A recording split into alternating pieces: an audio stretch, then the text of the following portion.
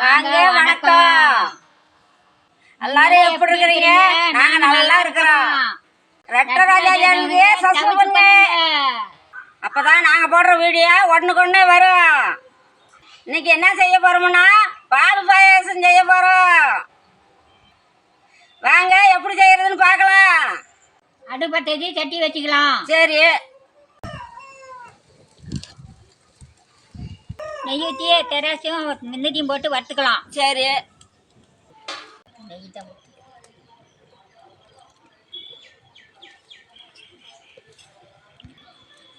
நெய் ஊற்றியே வறுத்துக்கிட்டா கமன்னு மணக்கும். முந்திரி தேவையான அளவுக்கு போட்டுக்கலாம். சரி.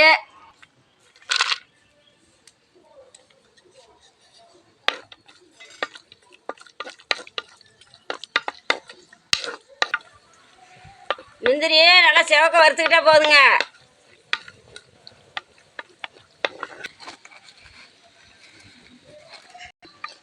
தேவையான அளவுக்கு திராட்சை போட்டுக்கலாம். திராட்சை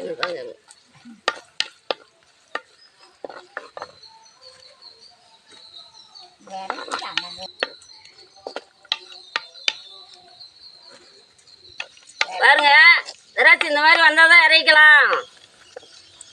முந்திரி வறுத்துக்கிட்டங்க இறக்கலாம். செட்டாங்க அப்படிதான் செவந்து இருக்கணும், நம்ம செவக்கூடாது. இந்த மாதிரிங்க பொன்னரமா வறுத்துக்கணும். பாருங்க எப்படி கலர் வருது, அந்த மாதிரி வறுத்து எடுத்துக்கணும். நாங்கள் பாயாசம் செஞ்சோம்னா கொஞ்சம் எல்லாம் பக்கம் பக்கம் இருக்கிறவங்களாம் கேட்பாங்க. அதுக்காக 5 லிட்டர் பாயாசம் இன்னைக்கு செய்யறேன். எல்லாத்துக்கும் ஆளு கொஞ்சம் கொடுக்கலான்னு. பாருங்க எப்படி செய்யறேன்னு. தேச வச்சுக்கலாம். சரி.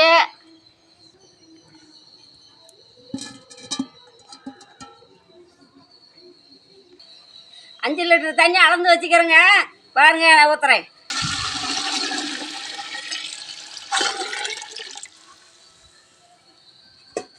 உலகாண்டி ஊட்டி செவரிச்சி கொட்டிக்கலாம். சரி. ஒரு 10 நிமிஷம் மூடி வச்சுக்கலாங்க. பாயாசம் காய்ச்சி நம்ம நாள் ஆகி போச்சுங்க. நாங்கள் பாயாசம் காட்டினா பக்கத்து வீட்டுக்காரெல்லாம் கொஞ்சம் கேட்பாங்க. அதுக்காக கொஞ்சம் பெருசாக வச்சு காய்ச்சி அவங்களுக்கெல்லாம் கொஞ்சம் கொடுக்கலாம்.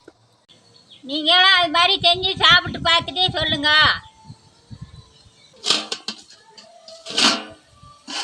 பாருங்க நல்லா உலக்காந்தி வச்சு செவரிச்சு கொட்டிக்கலாம்.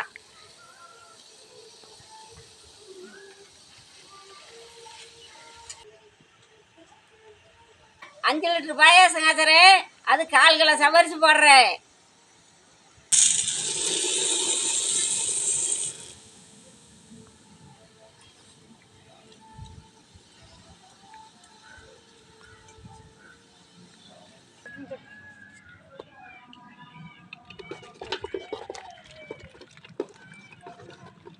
செவரிச்சு ஒரு 10 நிமிஷம் விடலாங்க, நல்லா வேகட்டும்.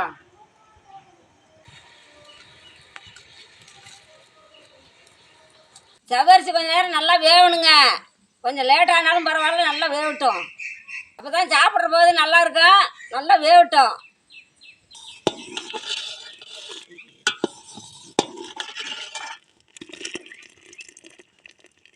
பாருங்க நல்லா அப்படியே வேகணும் செவரிச்சு.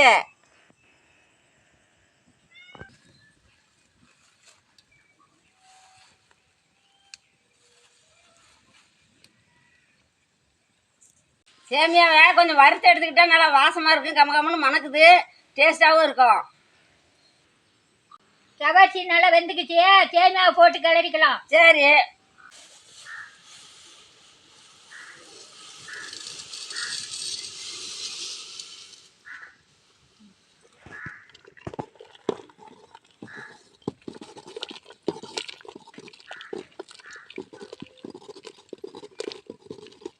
சேமியா நல்லா வேகணுங்க.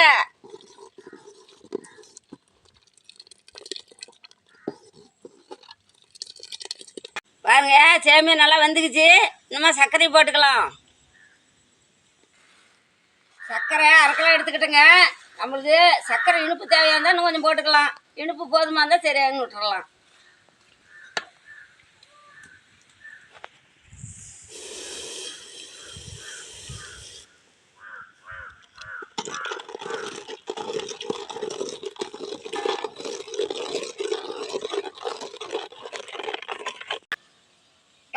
லெட்டர் ஊற்றிக்கலாம். சரி.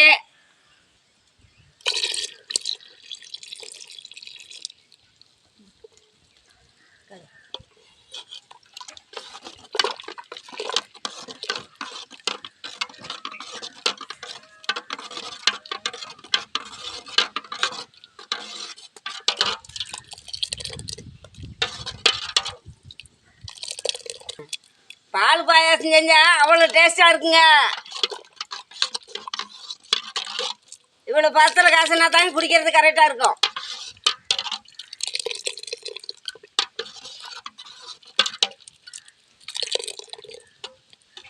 வறுத்து வச்ச முந்திரி திராட்சை போட்டுக்கலாம்.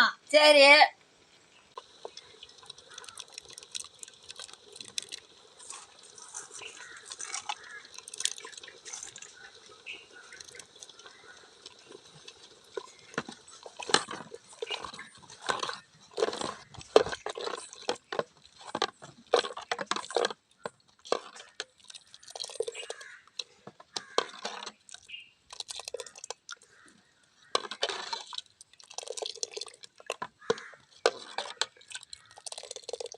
அரைச்சி வச்ச ஏலக்காயை போட்டுக்கலாம். சரி.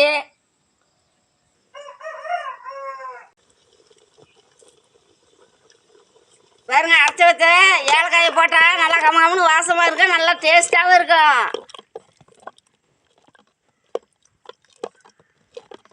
பாயாசம் ரெடியாச்சு, வாங்க குடிக்கலாம்.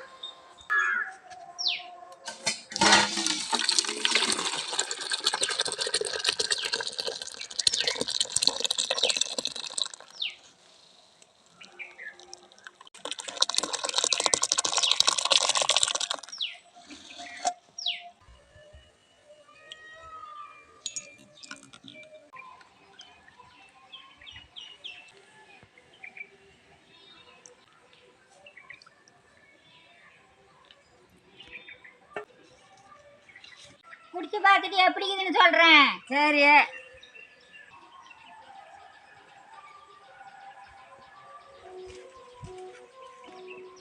சூப்பராக இருக்குது. சூப்பராக இருக்குது.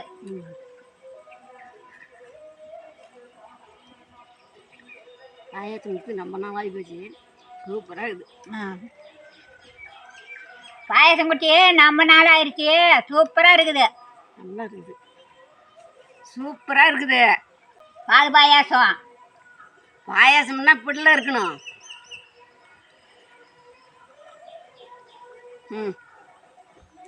நம்ம கமகமான வாசமாகவும் டேஸ்டாக இருக்குது. நல்லா டேஸ்டாக இருக்குது. கும்முன்னு மணக்குது பாரு.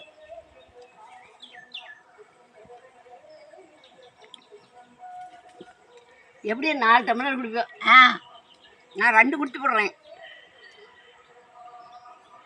குடிக்கிறதுக்கு தான் காய்ச்சிட்டு இருக்கிறோம்.